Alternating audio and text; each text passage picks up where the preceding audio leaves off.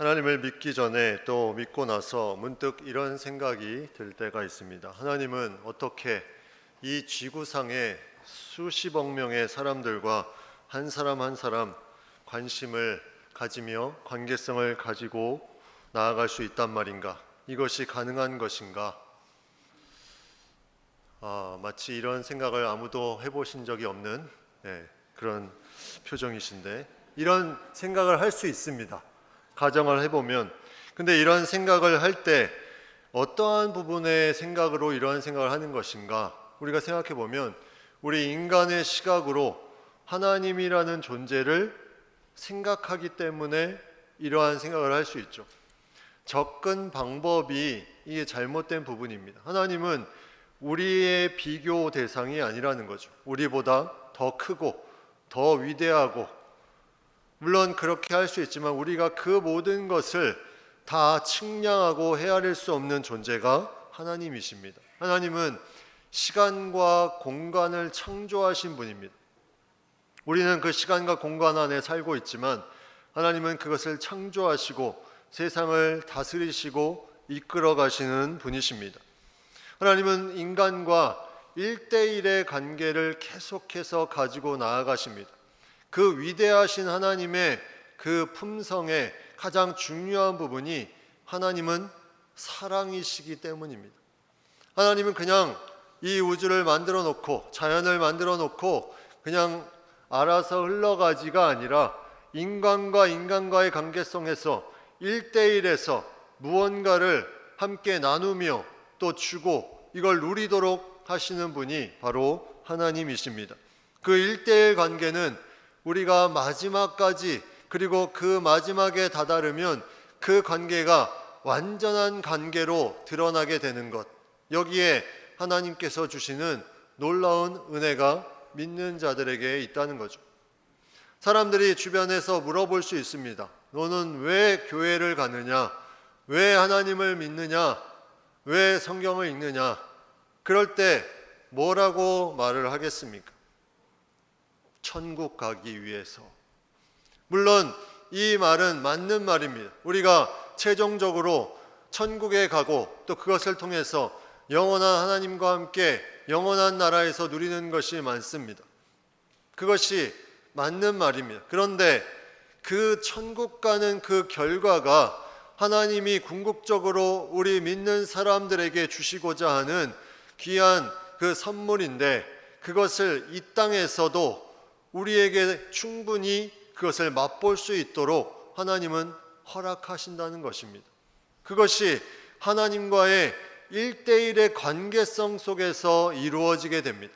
어떤 결과로 우리가 하나님과의 관계성을 얻는 것이 아니라 계속해서 이 땅에서부터 하나님이 1대1의 관계성 통해서 계속 우리를 받아주시고 또 우리를 성장시키시고 새롭게 하시는 그 은혜가 그 가운데 있다는 거죠. 여기에 믿음의 특권을 누릴 수 있는 자격을 갖추게 된 겁니다. 천국에 가는 이 백성으로서 이 땅에서도 그 천국을 맛보며 누릴 수 있는데, 그것이 바로 믿는 자의 특권이 된다는 거죠. 이 믿는 자의 특권을 누려야 됩니다. 이 특권을 누려야 이 땅에서의 삶이 계속해서 하나님을 향해서 완성되는 그때까지 잘 달려갈 수 있게 된다는 거죠. 먼저 본문에 보면 이 특권에 대한 말씀을 몇 가지 우리가 살펴볼 수가 있습니다. 첫 번째 믿는 자의 특권이 뭐냐면 1절을 같이 보겠습니다. 그러므로 우리가 믿음으로 의롭다 하심을 받았으니 우리 주 예수 그리스도로 말미암아 하나님과 화평을 누리자. 화평을 누린다. 하나님이 한 사람 한 사람 1대1로 평화의 관계가 된다. 이것을 누리라. 이렇게 말씀하고 있습니다. 화평이라는 것은 히브리어로 샬롬, 헬라어로 에이레네, 하나님이 주신 이 평화를 말합니다. 누군가의 관계성 속에서 평화롭다 생각해 보면 그 사람과 화해하고 일치되는 마음이 있다는 것. 우리가 하나님과도 마찬가지입니다. 하나님과 화평하다는 것은 하나님과 화해하고 일치된 모습으로 살아가게 된다는 거죠. 이것은 일시적인 것이 아닙니다. 영원히 지속되는 것입니다. 마치 집을 나가서 제 멋대로 방탕하며 제 멋대로 살아갔던 사람이 다시 그 집에 돌아와서 그 가정의 자녀가 되는 것처럼 하나님을 떠나서 내 멋대로 살아가는 그 삶에서 다시 하나님께로 돌아와서 하나님과 합평하며 살아가는 그런 존재가 되는 것, 이것이 믿는 자의 특권이라는 거죠. 근데 이것이 어떻게 이루어집니까? 오늘 1절 말씀에 보면 예수 그리스도로 말미암아 이렇게 되어 있습니다. 11절에도 나옵니다. 우리로 화목하게 하신 우리 주 예수 그리스도로 말미암아 하나님 안에서 즐거워하느니라. 예수 그리스도로 말미암아 예수님이 하나님과 화목하게 하시고 그 안에 합평을 누리게 하셨다는 것입니다. 10절 말씀에 보면 우리가 원수 되었을 때 그의 아들의 죽으심으로 말미암아 하나님과 화목하게 되었은즉 화목하게 된 자로서는 더욱 그의 살아나심으로 말미암아 구원을 받을 것이니라. 우리의 죄로 원수가 되었던 그 삶에서 이제는 화평한 삶으로 예수 그리스도를 통해서 하나님과 화목하게 되어서 화평한 삶을 누리게 됩니다. 화목함과 화평함은 같은 의미로 받아들일 수 있지만 이 언어적인 의미로 보면 화목함과 화평함은 다릅니다. 화목함은 그 단어가 카탈라게라는 헬라어를 쓰고 있습니다. 이 의미는 화해하다, 일치하다. 예수 그리스도로 말미암아 그 전에 끊어졌던 나의 하나님과의 관계가 화해되고 일치되는 그러한 삶으로 움직이게 되는 부분들, 이것이 바로 카탈라게입니다. 반면에 화평하게 되는 에이레네는 그 화목함으로 말미암아 누리는 그 평안한 관계, 이것이 계속해서 지속되는 그 부분을 말합니다. 하나님과 화평을 누리는 것. 왜 우리가 불안하고 절망하고 좌절하고 마음속에 어려움들이 계속 있습니까? 그것이 환경 때문이라고 생각합니까? 내가 당한 고난 때문이라고 생각합니까? 내가 하나님과 화평을 누리는 관계 속에서 그 중심이 어긋나 있으면 그 안에 불안해하고 위축되고 절망하는 상황 가운데 빠져들게 됩니다. 우리는 하나님과 화평을 누리는 존재로 부름을 받았습니다. 그것을 누릴 수 있어야 됩니다. 믿는 자의 특권이 그 안에 신비한 하나님과의 1대1의 관계성을 계속해서 가져갈 수 있다는 거죠. 이 부분이 우리에게 가득 차면 바로 우리는 어떠한 상황 속에서 그것이 나를 붙잡는 것이 아니라 그 환경이 나를 누르는 것이 아니라 그 안에서 그것을 초월하는 하나님과 화평을 누리며 그것을 이겨내는 믿는 자의 특권을 누릴 수 있는 우리의 삶을 살게 된다는 거죠. 이것이 계속해서 이어지며 두 번째 우리에게 주신 특권을 오늘 본문의 2절에 이렇게 말씀합니다. 또한 그로 말미암아 우리가 믿음으로 서 있는 이 은혜에 들어감을 얻었으며 하나님의 영광을 바라고 즐거워하느니라. 이제 믿음으로 그 은혜에 들어간다 이렇게 표현하고 있습니다. 믿는 자에게 그 하나님의 은혜 속에서 들어갑니다. 은혜 안으로 들어갑니다. 그전에는 이것은 당연한 것이었다, 이거는 그냥 되는 것이었다 생각했지만 이제는 그 모든 것이 믿는 후에는 은혜로 고백하게 됩니다. 이것은 하나님의 선물이다, 이것은 하나님이 주신 것이다. 그 믿는 자가 은혜를 통해서 하나님께 계속해서 나아가 그 가운데 화평을 누리며 하나님께 더욱더 영광을 바라며 즐거워할 수 있다는 거죠. 신약학자인 톰 라이트는 이 은혜의 상태, 은혜 안에 있는 상태를 이렇게 표현했습니다. 은혜의 상태란 우리가 하나님의 사랑과 관대하심으로 둘러싸여 그 안에서 편하고 자연스럽게 있는 상태이다.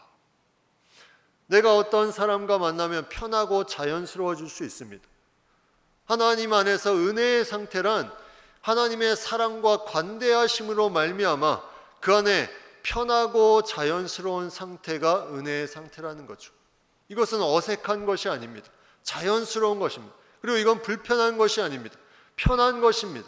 믿는 자의 특권은 이렇게 은혜의 자리에 들어가서 하나님의 영광을 바라고 즐거워한다 이렇게 표현하고 있습니다. 여기서 즐거워한다는 표현은 오늘 본문의 2절과 3절 또 11절에도 나오는데 이 즐거워한다는 것이 무엇일까? 이 언어적인 뜻을 보면 이 즐거워한다는 자랑하다, 영광 돌리다 이런 뜻을 가지고 있습니다. 내가 하나님의 영광 안에서 하나님을 자랑합니다. 하나님께 영광을 돌리는 삶을 살게 됩니다. 이것이 즐거워하는 삶입니다. 이것이 아름다운 믿는 자의 특권이라는 거죠. 이 특권이 언제 가장 잘 나타날까? 우리가 가장 많이 예배 시간에 자주 하는 찬양 가운데 이 부분이 많이 나타납니다. 찬양하는 것, 이것이 바로 하나님의 영광을 바라고 즐거워하는 것, 하나님의 영광을 바라고 자랑하며 기뻐하는 그 시간이 아닙니까? 그래서 찬양하는 것 자체만 보면 감동이 됩니다. 그 자체가 너무나 귀한 겁니다. 그 가사의 내용도 은혜가 되지만 그것을 부르는 그 모습 자체가 믿는 자의 특권이기 때문에 그 자체가 너무나 귀한 겁니다. 찬양을 못하는 것은 노래를 못해서가 아닙니다. 가사를 몰라서가 아닙니다. 하나님의 은혜 가운데 거하지 않기 때문에, 그 은혜 안에 있지 않기 때문에 찬양할 수 없는 거예요. 그래서 찬양할 수 있다는 것은 하나님의 놀라운 특권입니다. 시편 70편 4절에 주를 찾는 모든 자로 주를 인하여 기뻐하고 즐거워하게 하시며 주의 구원을 사모하는 자로 항상 말하기를 하나님은 광대하시다 하게 하소서. 모든 주를 찾는 자들이 주를 인해서 기뻐하고 즐거워하며 하나님의 광대하심을 찬양하는 것, 이것이 찬양이 아닙니까? 이것을 통해서 하나님의 하나님 되심에 영광을 바라며 하나님을 자랑하며 나아가는 것이 믿는 자의 특권입니다. 그런데 오늘 본문에는 세 번째 또 다른 특권이 주어집니다. 3절에 보면 이렇게 말씀합니다. 다만 이뿐 아니라 우리가 환난 중에도 즐거워하나니 이는 환난은 인내를, 인내는 연단을, 연단은 소망을 이루는 줄 알미로다. 그냥 하나님의 영광 가운데 바라고 즐거워하는 것뿐만이 아니라 환난 중에도 즐거워한다 이렇게 표현하고 있습니다. 어떻게 이게 가능합니까? 이 어려운 부분, 어려운 문제점이 계속해서 있는데 어떻게 환난 중에도 즐거워한다 이것이 가능할까? 근데 오늘 본문을 보면 환난 중에도 즐거워한다 이렇게 돼 있는데 이 환난 자체를 즐거워하는 것은 아닙니다. 환난을 즐거워하는 사람은 아무도 없을 겁니다. 어떻게 고난과 그런 핍박과 어려움들을 누가 즐거워할 수 있겠습니까? 그거는 좀 이상한 거죠. 그런데 우리 믿는 자가 할 수 있는 것은 환난 중에도 즐거워할 수 있다. 이 안에는 무엇이 있기 때문에 그렇게 이게 가능할까? 이 환난이 무엇을 만드는지 보십시오. 환난은 인내를, 인내는 연단을, 연단은 소망을 이루는 줄 알미로다. 이 환난이 소망을 이루어 줍니다. 이 소망이 무엇입니까? 하나님의 영광입니다. 하나님의 광대하심, 하나님의 위대하심.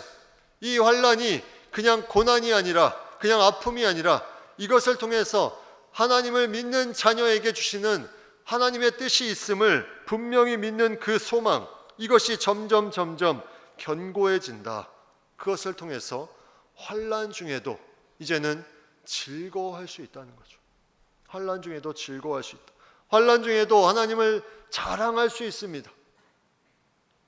바울과 실라가 옥에 갇혔을 때 그가 그 환난 중에 하나님을 찬양하며 기도하며 나아갑니다. 모든 갇힌 것들이 다 풀리고 매였던 것들이 다 풀어집니다. 환난 중에 하나님을 찬양하며 나아가니 이 놀라운 역사가 나타납니다. 베드로 사도가 이렇게 고백합니다. 베드로전서 4장 13절에 오히려 너희가 그리스도의 고난에 참여하는 것으로 즐거워하라. 이는 그의 영광을 나타나실 때 너희로 즐거워하고 기뻐하게 하려 함이라. 고난에 참여하는 것으로 즐거워하라. 그 환난 당함에 대해서 즐거워하라. 그의 영광을 나타내실 때 너희로 즐거워하고 기뻐하게 하려 함이라. 그 즐거움의 고백이 그 소망 가운데 이루어질 때 그것이 하나님이 하신 것을 더욱더 마음껏 찬양하고 즐거워할 수 있는 그런 존재로 만들어 주신다는 거죠. 이것을 가장 많이 고백한 인물이 성경에 다윗이라는 존재입니다. 다윗은 그가 어려울 때마다 하나님 앞에 노래하며 나아갔습니다. 시편의 절반가량을 그가 어려움 가운데 환난 가운데 하나님을 찬양하며 나아갔습니다. 그 중에 시편 16편 11절에 이렇게 그가 고백합니다. 주께서 생명의 길을 내게 보이시리니 주의 앞에는 충만한 기쁨이 있고 주의 오른쪽에는 영원한 즐거움이 있나이다. 환난이 인내를 낳고 인내가 연단을 낳고 연단이 소망을 낳는다. 환난은 믿음을 통해서 인내하게 됩니다. 그 인내를 통해서 연단을 낳습니다. 여기서 말하는 연단은 영어로 캐릭터, 인격을 말합니다. 그 사람의 인격을 낳는다. 환난이 하나님이 원하시는 인격으로 변화됩니다. 성격과 기질은 변하지 않지만 그 성격과 기질에 묻어나는 인격이 변하게 됩니다. 무엇을 통해서? 이 환난을 통해서. 베드로를 보십시오. 베드로는 자신의 기질대로 막 행동했던 사람입니다. 예수님 앞에서도 자신의 생각을 드러내며 그렇게 나아갔던 인물입니다. 그런데 그가 부활 후 예수님을 만나고 그가 변화됩니다.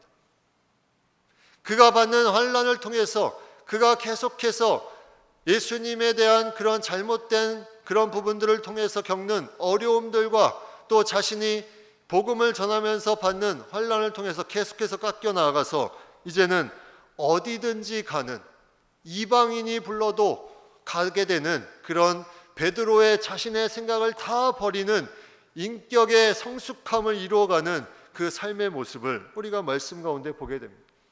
그 연단을 통해서 그런 인격을 통해서 소망을 이루게 된다는 거죠. 그렇기 때문에 우리에게 성격의 기질과 이런 성격에 문제가 있는 사람은 아무도 없습니다. 하나님이 그렇게 창조하신 그런 사람이 없습니다. 다만 그 성격에 묻어나는 그 인격, 그 예수님을 통해서 하나님을 만남으로 그 영광 가운데 거하며 계속해서 나아갈 때 얻는 그 인격이 그 안에 갖춰질 때 그 성격과 기질이 아름답게 비춰지는 거죠. 무엇이 먼저입니까? 무엇이 먼저입니까? 인격이 먼저가 아니라 이 믿음을 통해서 이 인격을 낳게 됩니다. 이 믿음을 통해서 어려움 가운데 이렇게 이루어지게 된다는 거죠.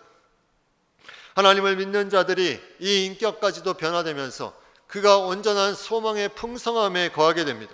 단련된 인격이 이 소망을 이루며 참된 소망의 풍성함에 이르게 됩니다. 어떠한 어려움이 와도 이 소망이 있기 때문에 그것을 하나님을 바라보며 그래서 즐거워할 수 있다는 거죠. 최근에 한 신문 기사에 몇몇 병을 앓았던 또 앓고 있는 많은 분들이 또 고백하는 그 내용 중에 몇 가지를 이런 내용들을 본 적이 있습니다. 한 기독교 작가가 그가 이렇게 고백했습니다. 고통은 하나님의 선물이라고 말하며 이를 통해 자신이 충실한 하나님 청지기의 최신 버전이 되기를 소망한다. 하나님의 충실한 청지기의 최신 버전이 되기를 그 고통 가운데 소망한다. 이렇게 표현하고 있습니다. 또 한 분은 이러한 표현을 했습니다. 온라인으로 계속해서 그의 고백을 올리면서 치료 중인 지난 4년은 내 인생의 전성기였다. 암을 3가지를 판정을 받고 이렇게 고백합니다. 약할 때 강함 주신다는 고백을 어느 정도 이해할 수 있게 되었다.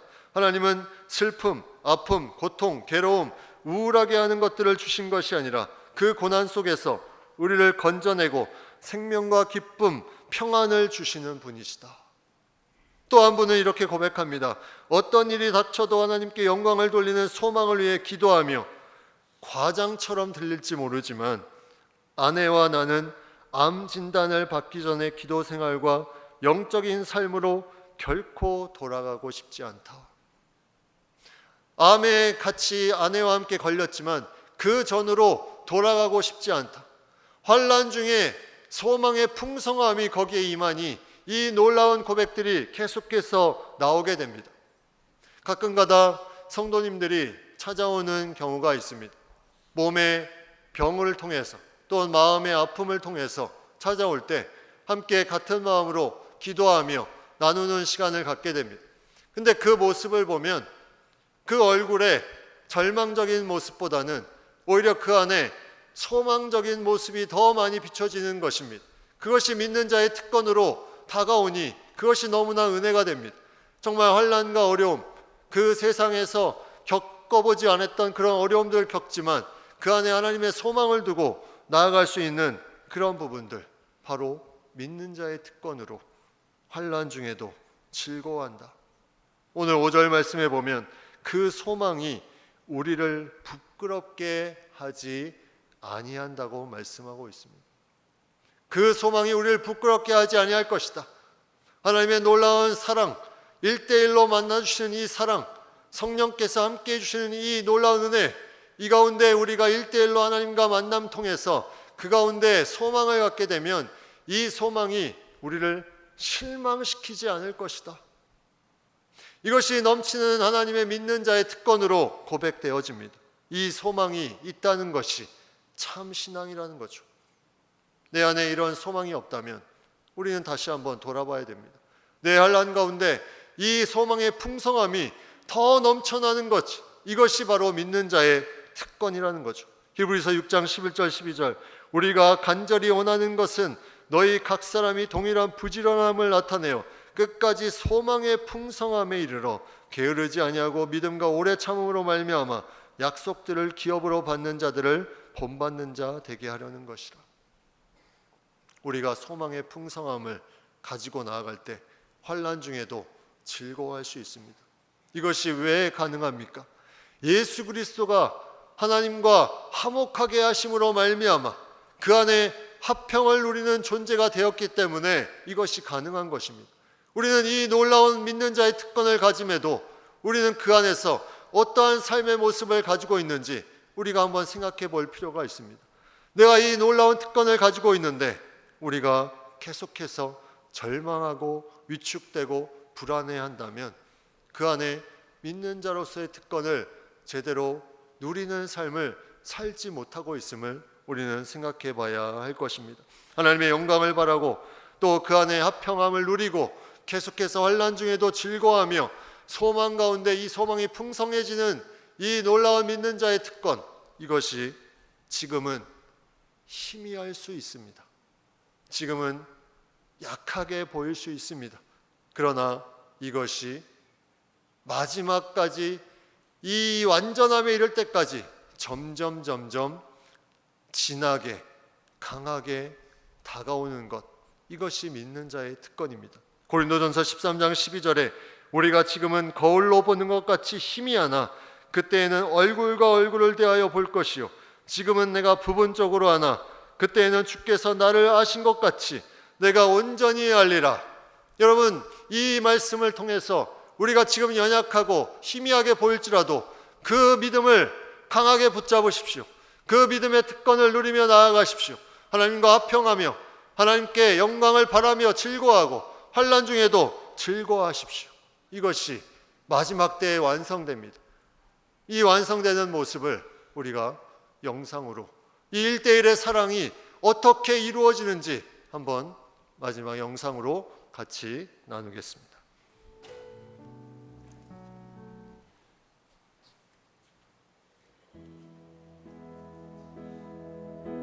나 지금은 비록 땅을 버타며 살지라도 내 영혼 저 하늘을 디디며 사네. 내 주님 계신 눈물 없는 곳 저 하늘에 숨겨둔 내 소망이 있네. 보고픈 얼굴들 그리운 이름들 많이 생각나. 때론 가슴 터지도록 기다려지는 것. 내 아버지 어른품 날 맞으시는 저 하늘에 쌓아둔 내 소망이네. 주님 그 나라에 이를 때까지 순례의 걸음 멈추지 않으면 어떤 시련이 와도 나 두렵지 않네. 주와 함께 걷는 이 길에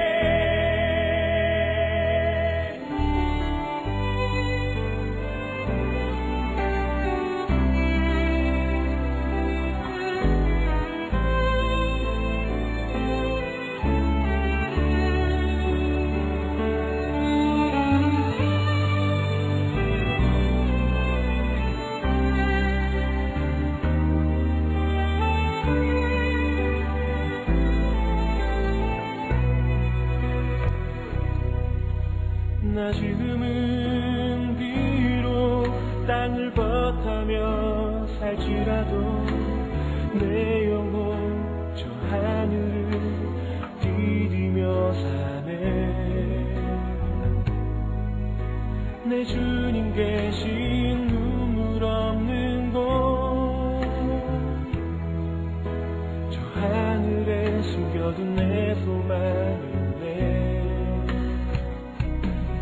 보고픈 얼굴들 그 이름들 나만이 생각나. 가슴 터지도록 기다려지고 내 아버지 너른 훗날 맞으시는 저 하늘에서